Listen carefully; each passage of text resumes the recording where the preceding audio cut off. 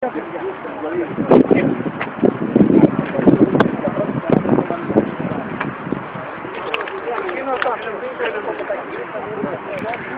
πρώην αυτοκινητάκι μας.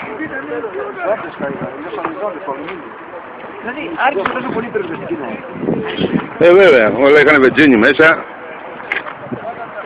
Δεν έμεινε παρά να. Αυτό ήταν σμαρτάκι κάποτε. Έγινε σπαμ, έγινε έκρηξη.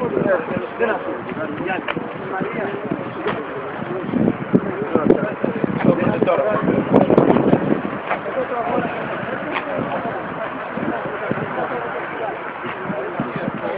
Να το.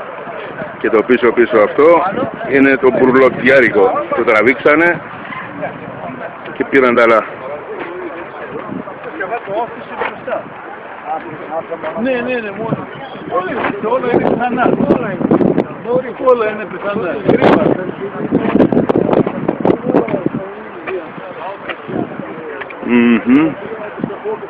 Πάνε όλα Citroën, Peugeot, Renault, όλα γαλλικά ήτανε. Πάει και το τετράκι, κάει και το τετράκι.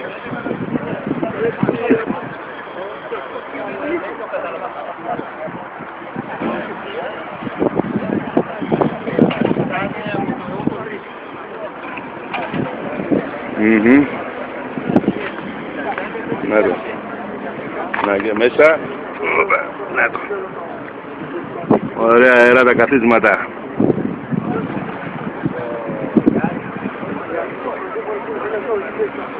Άστα να πάνε.